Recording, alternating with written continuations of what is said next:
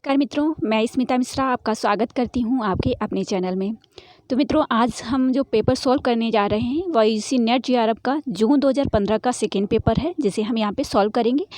50 प्रश्न है, second paper है, 50 प्रश्न है, लेकिन उसमें हम 45 प्रश्न यहाँ पे सॉल्व करने वाले हैं, क्योंकि जो 5 प्रश्न है वो अवतरण से हैं, तो उनको हम छोड़ेंगे और हमने उसके बारे में आपको बता दिया है कि उसको किस तरीके से आपको सॉल्व करना है। ओके, तो चलते हैं, स्टार्ट करेंगे। लेकिन उससे पहले कहना चाहूँगी कि आप लोग जो है चैनल को सब्सक्राइब करिए, शेयर करिए और फीडबैक दीजिए। ओके, हम आपके साथ हैं। मैंने आपको बताया था कि देखिए, पहले ही हमने बहुत सारी क्लासेस अपलोड की हैं, ठीक है। समय मिलते ही हम फिर आपको उतने ही क्लासेस देंगे, उसी तरीके से सारी स्ट्रेटजी फिर से हम शेयर करेंगे, लेकिन कुछ प्रॉब्लम की वजह से हमारी क्लासेस नहीं आ रही हैं। ओके, तो जल्द आप लोग जो है जुड़े रहिए। और बहुत सारी, लगभग अब तक हमारे चैनल पे 500 के लगभग क्लासेस हैं और बहुत अच्छे तरीके से हमने क्लासेस दी हैं, ठीक है। आपको बेनिफिट मिलेगा। जिन लोगों ने पहले से देखी हैं उन लोगों को बेनिफिट हुआ है। आप लोग भी उसी तरीके से स्ट्रेटजी अपनाएंगे, देखेंगे, तो आपको भी हेल्प मिलेगी। ओके, और साथ साथ मैंने इससे पहले भी बहुत सारे पेपर सॉल्व कराए हैं, तो उन्हें आप देख सकते हैं। ओके, तो चलते हैं। बस आप लोगों को क्या करना है, ज़्यादा से ज़्यादा शेयर करिए, ज़्यादा से ज़्यादा लोगों को जोड़िए, क्योंकि हम यहाँ पे आप लोगों के लिए फर्स्ट पेपर भी आने वाले समय में लाने वाले हैं। ओके, तो चलते हैं, फर्स्ट क्वेश्चन देखेंगे। हम अपने प्रश्न की तरफ चलेंगे और सारे प्रश्न जो है हम यहाँ कम समय में सॉल्व करने वाले हैं। डायरेक्ट आंसर बताती चलूँगी। ओके, तो पहला क्वेश्चन जो है, महापंडित राहुल सांकृत्यायन ने इनमें से किस कवि को हिंदी का पहला कवि माना है? आपने पढ़ा होगा, इसलिए मैं ज़्यादा कुछ न बताते हुए डायरेक्ट आंसर बता दूंगी। जो सरहपाद हैं, जो सरहपा हैं, इनके कई नाम हैं, ठीक है, और इनको ही राहुल सांकृत्यायन ने प्रथम कवि माना है। नेक्स्ट है संदेशो सवित्थरौ। जो पंक्ति है ये किसने दी है? तो ये संदेश रासक की है, और संदेश रासक के रचनाकार जो है 13वीं सदी के अर्धमाण हैं, ठीक है। नेक्स्ट है कबीर की अपेक्षा खुसरो का ध्यान बोलचाल की भाषा की ओर अधिक था। ये पंक्ति किसने दी? तो ये रामचंद्र शुक्ल जी ने दी। नेक्स्ट है निम्नलिखित ग्रंथों में से किसके रचयिता तुलसीदास नहीं है? दूसरी बात, मैं यहाँ पे आंसर देने से पहले बता देना चाहूँगी कि देखिए, आप लोग जो है दूसरों से नोट्स मांगते हैं। अगर आपके पास नहीं है तब तो ठीक है, अगर आपके पास बुक्स हैं तो उनमें ज़्यादा आप खुद अपने नोट्स बनाइए, वो बेहतर रहेगा, ठीक है। और अभी जो सितंबर के लिए जो एग्ज़ाम देने वाले हैं, तो उनके लिए तो अब समय नहीं है जो नोट्स बनाएं। जो चीज़ें हैं आपके पास उन्हें रिवीजन करिए, ठीक है। बाकी आप अगर नेक्स्ट एग्ज़ाम में बैठने वाले हैं तो आप जो है नोट्स बनाइए अभी से, ठीक है। तो ये बताना था मुझे। अब हम आंसर की तरफ देखेंगे कि निम्नलिखित ग्रंथों में से किसके रचयिता तुलसीदास नहीं है? तो तुलसीदास जी जो हैं, इन्होंने बैरागी संदीपनी, कृष्ण गीतावली और पार्वती मंगल लिखा है, लेकिन हनुमत चरित नहीं लिखा है। नेक्स्ट जो है प्रश्न हमारा है, जायसी पहले कवि हैं सूफीवाद में। तो ये कथन जो है, ये प्रयोगवादी जो थे विजयदेव नारायण शाही, इन्होंने अपनी जायसी जो रचना लिखी थी उसमें ये कथन दिया है। जसोदा कहाँ कहाँ हो बात, ये पंक्ति जो है किसने दी है? तो ये चतुर्भुज दास जो है इन्होंने दी। और चारों कवि जो हैं, चारों रचनाकार जो हैं अर्शाप के हैं। नेक्स्ट जो है अधर मधुरता कठिनता, तो ये पंक्ति किसने दी है? तो ये पंक्ति जो है रीतिकाल के भिखारी दास जी ने दी है। नेक्स्ट है निम्नलिखित में से रीति मुक्त जो कविता लिखी है वो उसकी विशेषता कौन सी है? तो स्वच्छंदता जो है उसकी विशेषता है। एकांत संगीत 1939 में प्रकाशित हुई थी, काव्य हरिवंश राय बच्चन जी की है। दुखनी वाला नाटक की रचयिता कौन है? तो दुखनी वाला राधा कृष्ण जी ने लिखी है। दुखनी वाला ये किसने लिखी है?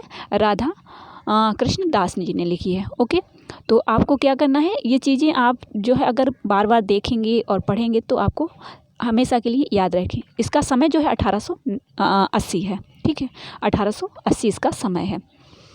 नेक्स्ट है निम्नलिखित में से कौन सा कहानी संग्रह प्रेमचंद का नहीं है? तो देखिए, प्रेम पचीसी, प्रेम द्वादशी, सप्त सरोज, ये सभी रचनाएं प्रेमचंद जी की हैं, लेकिन मोहब्बत की राहें जो हैं ये भैरव प्रसाद जी जो हैं उनकी रचना है। नेक्स्ट है निम्नलिखित में से कौन सा कहानी संग्रह फणीश्वरनाथ रेणु का नहीं है? तो देखिए, ये तीनों रचनाएं जो हैं फणीश्वरनाथ रेणु की है। आदिमरात्रि की महक, अग्निखोर, अच्छे आदमी लेकिन गरीबी हटाओ, रविंद्र कालिया की है। मृणाल जो है किस उपन्यास की पात्र है? तो ये त्यागपत्र की है, ठीक है। नेक्स्ट क्वेश्चन जो है, बम्बई के मजदूर संगठनों के जीवन संघर्ष पर आधारित उपन्यास है आवा, ठीक है, आवा, इसे भी आपको ध्यान रखना है। ओके, और आवा जो है 1999 में चित्रा मुद्गल के द्वारा लिखा गया है। सम्रांगण है, ये मेहरुन्निसा परवेज जो है इन्होंने 2 में लिखा अनित्य जो है मृदुला गर्ग का है। उषा प्रेमदा ने अंतर्वशी लिखा है 2000 में। ठीक है, अमेरिका के प्रवासी भारतीयों का चित्रण किया गया है इसमें अंतर्वशी में, ये आपको ध्यान रखना है। नेक्स्ट प्रश्न जो है शिव शंभू के चिट्ठे जो है भारत मित्र में 1904 में प्रकाशित हुआ है, ये आपके सिलेबस में लगा हुआ है। लॉर्ड कर्जन पर व्यंग किया गया है बाल मुकुंद गुप्त के द्वारा। इनमें से कौन काशी नागरिक उच्चारणी सभा के प्रथम सभापति हैं? तो वो हैं राधा कृष्ण दास जी। नेक्स्ट है इनमें से कौन सा विराम चिन्ह ऐसा है जो अंग्रेजी भाषा से नहीं लिया गया है? तो वह है पूर्ण विराम, जो ये हिंदी का ही है। प्रयत्न के आधार पर ला जो है जो है ये बोला जाता है, ये किस ध्वनि में आता है? तो ये आपका पार्श्विक जो है इसमें आता है। ठीक है, उनक्षिप्त है, प्रकम्पित है, संघर्षहीन है, तो ये सभी आपको ध्यान रखने हैं। ओके,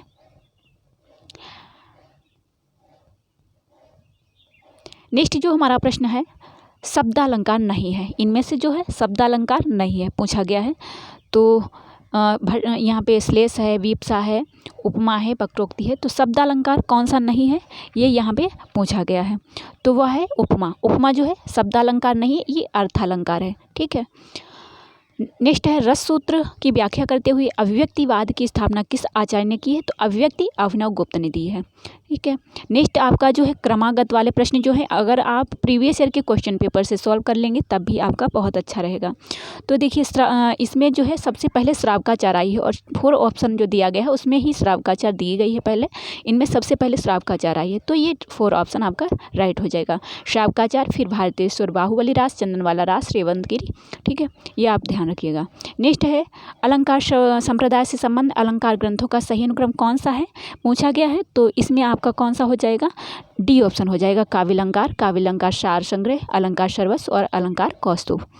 नेक्स्ट प्रश्न जो है इसमें आपसे पूछा गया है जो ये पाश्चात्य आलोचक हैं, इनमें आपका सबसे पहले आएंगे ड्राइडन। तो ड्राइडन जो है 4 ऑप्शन में है। ठीक है, कॉलरिज, फिर मैथ्यू अर्नाल्ड और फिर क्रोचे। कॉलरिज जो है मैथ्यू अर्नाल्ड से पहले आएंगे, फिर क्रोचे हैं। ठीक है, आप इन्हें नोट कर सकते हैं। देखिए ड्राइडन 1631, कॉलरिज जो है इनका समय क्या है 1772 और 1822 मैथ्यू जी, और क्रोचे जो है इनका जन्म है 1866। अभिव्यंजनावाद दिया है क्रोचे ने, ध्यान रखना है आपको। फिर है आपका उपन्यास है, इनमें आपका सबसे पहले आएगा घराव घटना, तो घराव घटना ए ऑप्शन में दिया गया है, यही आपका राइट हो जाएगा।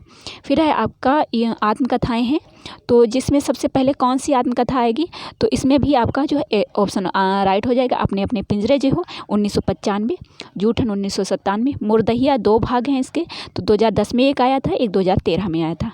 ठीक है, फिर 2012 में शिकंजे का दर्द। ठीक है, नेक्स्ट आपका प्रश्न जो है मैलांचल प्रति परिकथा तीर्थ तपा जुलूस, ये रेणु जी के उपन्यास हैं, तो इसमें आपका क्या हो जाएगा? ए ऑप्शन ही राइट हो जाएगा। 1954 में मैलांचल प्रकाशित हुआ था। नेक्स्ट है आपका कहानी संग्रह है, तो इनमें आपका सब राइट कौन सा हो जाएगा? डी ऑप्शन, फांसी 1929, और फिर बिखरे मोती 32, और सतमी के बच्चे 36, और 2 बांके ये भी 36 में आया है, 1936 में। ठीक है, फिर आपकी जो है रचनाकार हैं इनको सही क्रम में लगाना है, तो इसमें आपका सियाराम शरण गुप्त जो है सबसे पहले आएंगे, सी ऑप्शन में राइट हो जाएगा। ठीक है, फिर आपका है डायरियाँ हैं, इसमें आपका राइट आंसर हो जाएगा सी, दैनंदिनी जो सबसे पहले आएगी। ठीक है, इन्हें चाहें तो आप नोट कर सकते हैं। ओके, दैनंदिनी जो है राधाचरण गोस्वामी की 1885, डायरी के कुछ पन्ने जो हैं ये आपका 1940 घनश्याम बिड़ला हैं, और मेरी कॉलेज डायरी 1954 धीरेन्द्र वर्मा जी हैं, और प्रवास की डायरी ये लिखी है बच्चन जी ने। ठीक है, 1971 में। नेक्स्ट जो हमारा प्रश्न है वह है पत्र पत्रिकाएं हैं, इनमें क्रम से लगाना है, सही क्रम कौन सा राइट हो जाएगा, तो इसमें आपका जो है हर्षन मैगजीन सबसे पहले आएगी, फर्स्ट ऑप्शन राइट हो जाएगा। फिर इनको मैच करना है। ठीक है, इनको मैच करना है, तो मैच में देखिए जो आपका जय पृथ्वी रारासो किसने लिखा है? चंद्रबरदाई ने लिखा है। श्रावकाचार्य देवसेन ने लिखा है। ठीक है, नेमिनाथ सुमतिमणि ने लिखा है। जयमंग जसचंद्रिका मधुकर कवि ने लिखा है। ठीक है, पुष्पदंत ने पौंचरी लिखा है। पुष्पदंत ने क्या लिखा है आप बताइए? स्वयंभू ने पौंचरी लिखा है। पुष्पदंत ने कौन सी रचना लिखी है आप बता सकते हैं? ठीक है, बहुत सारी रचनाएं लिखी हैं, इनमें से कोई एक रचना आप बता सकते हैं, बताना चाहें तो। स्वयंभू ने पौंचरी लिखी है। ओके, नेक्स्ट हमारा जो प्रश्न है इसको भी मैच करना है, साहित्य लहरी सूरदास की है। ठीक है, और रसमंजरी किसकी है? नंददास जी की है। भक्त नामावली जो है ये किसने लिखी है? तो ये ध्रुवदास ने लिखी है। फिर आता है आपकी प्रेम वाटिका। प्रेम वाटिका किसने लिखी है? रसखान ने लिखी है। ठीक है। नेक्स्ट प्रश्न आपका जो है यहाँ पे इनको भी मैच करना है। आलम ने क्या लिखा है? और घनानंद ने इसका नामा लिखा है। ठीक है। घनानंद जो है इन्होंने इसका नामा बोधा ने लिखा है। इसका लता घनानंद जी ने लिखी है। ओके, तो यहाँ पे आपको लगाना है आलम ने माधवानल कामगंदला लिखी है। ठीक है। और सुजान हित जो है घनानंद ने लिखी है। ठाकुर ठसक जो है ठाकुर जी ने लिखी है। द्विजदेव जो है द्विजदेव इन्होंने श्रृंगार लतिका लिखी है। इसका नामा बोधा ने लिखी है। नामा लिखा है ना, बोधा ने लिखी है। इसका लता घनानंद ने लिखी है। नेक्स्ट प्रश्न जो आपका है मैच करने के लिए, एक पतंग अनंत में, तो ये जो है किसने लिखी है? अशोक वाजपेयी ने। फिर आता है यहाँ से देखो किसने कहा? केदारनाथ सिंह जी ने। बात बोलेगी शमशेर बहादुर। आत्मजयी कुंवर नारायण। ठीक है। नेक्स्ट जो प्रश्न हमारा है इसको भी मैच करना है। तो सूखी डाली किसने लिखा है? और बादल की मृत्यु किसने लिखा है? रामकुमार वर्मा ने लिखा है। कारवां किसने लिखा है? भुवनेश्वर प्रसाद ने लिखा है। एक घूंट किसने लिखा है? जयशंकर प्रसाद ने लिखा है। सूखी डाली उपेंद्रनाथ आस्कर ने लिखा है। ये एकांकी है, इन्हें नोट कर लीजिएगा। नेक्स्ट है आपका, इसको भी मैच करना है। माटी की मूर्ति रामवृक्ष बेनीपुरी।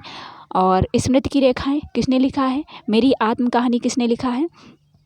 इन्हें भी मैच करना है। तो देखिए मेरी आत्म कहानी किसने लिखा है? श्याम सुंदर दास जी ने।